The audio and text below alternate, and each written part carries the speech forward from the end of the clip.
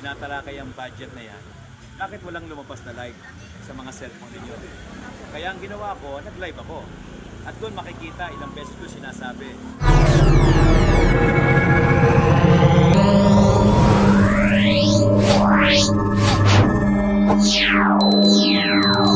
Good afternoon, Congressman. Kansihal, of mouth. Good afternoon po. Matanong ko lang po, yung nangyari kahapon na atensyon sa City Council, kamusta naman po? Well, hindi namin kagustuhan yung nangyari na yun, pero nangyari yun dahil sa hindi namin nagustuhan yung ginawa ng mga kasamahan namin. Nag-ugat ito dun sa pagsasalang nila dun sa proposed budget ng City Hall amounting to 25 billion pesos, sapagkat naniniwala kami hindi ganun ang tamang proseso ng pagpapasa ng budget ng City Hall. Kaya wala kaming kaalam-alam, isinalang yung proposal ng approval ng budget ng City Hall o kaya kami nag-react. Wala, hindi po pinaalam kahit na kailan po. Walang abiso. Walang abiso, wala ito, hindi nakalagay sa agenda, nakalagay ito sa other matters. Kaya nung sinalak sa other matters, nagulat kami, bakit papa-approve agad yung budget? Gayong wala namang nangyaring budget or public hearing. Kung saan yung mga department head, dapat tinatanong to ng mga konsihal, ano yung iyong proposal? Anong gusto mo? Anong kakulangan? Para paglalaan ng pondo, wala nangyaring gano'n. Kung hindi, sinalang na lang yung proposed budget na 25 billion nang walang nangyaring paghaharap sa mga department head na dapat sa kanila nang gagaling yung panukala kung ano yung paggagamitan nila sa mga departamento nila. Kasi tanong ko lang po, para naman daw po saan yung gagamitin yung pera na yun?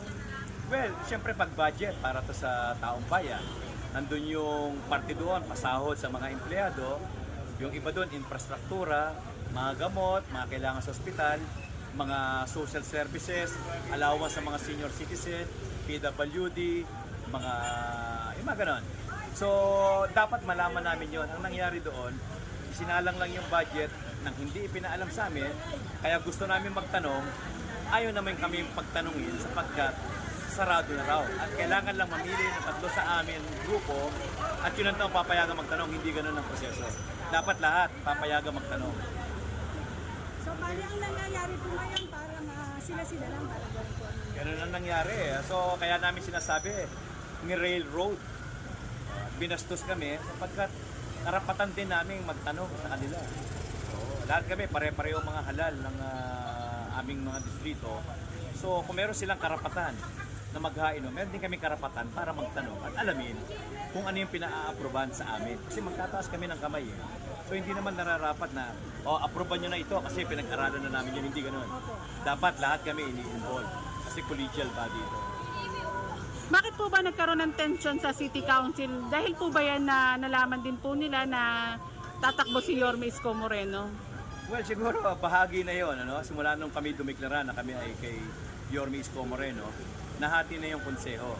So, siyempre dahil nahati na, nararapat lamang na magkaroon ng check and balance sa konseho. Yung mga ipinapasa nila, lalo na sa larangan ng pananalapi, dapat usisain ito. So, nag-ugat ito, kagaya ng sinabi ko, parang nabastos kami. Gusto namin magtanong, alamin namin kung ano yung mga budget ng iba't ibang departamento. Ayaw nila kaming pagtanungin. Pagka sinasabi nila, meron silang tamang bilang, sapat na bilang, kaya wala na rin mangyayari, kaya hayaan na naming aproban. Hindi yung ganun kadali. So, bali, kaya po kaya yun ang nag-trigger para po nagkaroon kayo ng pagtatalo. Dapat lang naman, ayaw namin ng away. At hindi naman yung pagtatanong ay hindi to dapat kinukonstrue na kami nakikipag-away. Parte lang ito, period of debate. Dapat kami nagtatanong sa kanila, sagutin na nagpapanukala. Kaya nagtataka kami kasi bago lang yung chairman ng Appropriation Committee, pero mo bago lang siya maghahain siya ng proposed budget. Siyempre pag naghahain ka nun, dapat aralan mo yun. Pwede ba yun? Ikaw na ngayon ang chairman ng Appropriation, ikaw na ang mag-sponsor nitong budget. Anong alam mo doon? So, dapat sagutin niya yun. Ayaw nilang sumagot. Kaya kami nagagalit, kaya kami kumukontra sa sinasagawa nilang railroading ng pagpasa ng budget.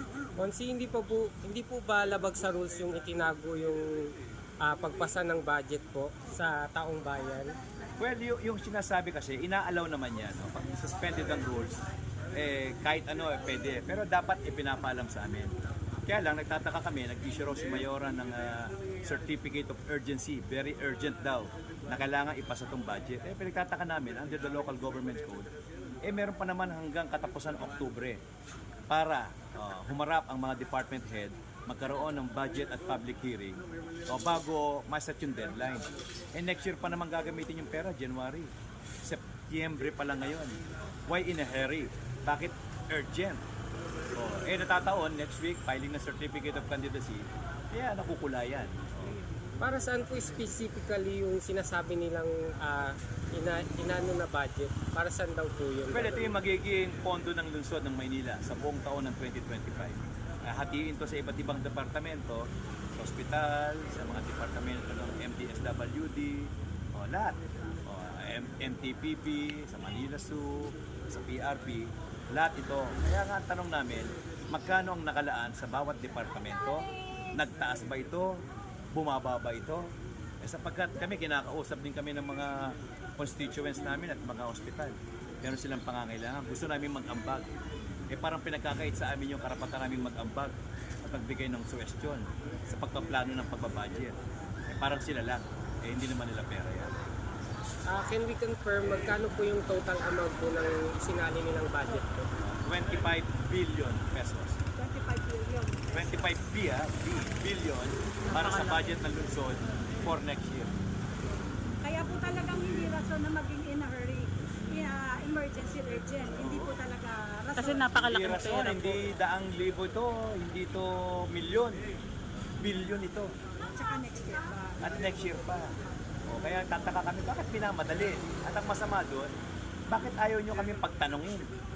Meron bang itinatago? Doon kami nag-init ang ulo. Kaya nagkaroon ng altercation, nagkaroon ng sagutan. Sapagkat parang binubusalan yung mga bibig namin, huwag na kayong magtanong. Total, hindi naman kayo mananalo sa bilangan. Tanggap naman namin yun. Pero pagtanungin nyo kami. Onsi, what can you say about sa mga taong nagsasabing isa po kayo sa nagde-delay ng budget? Can you clarify po? Alam ko na naman ang gagamitin nyo ng mga kalaban. Sapagkat, kaya nga, tingnan ninyo, lagi silang nagla-live. Pero nung kahapon, nung tinatalakay ang budget na yan, bakit walang lumabas na live sa mga cellphone ninyo? Kaya ang ginawa ko, nag-live ako. At doon makikita, ilang beses ko sinasabi, kaya umaharap ako doon sa camera ng mga sa gallery. For the record, hindi ho namin hinaharang itong budget.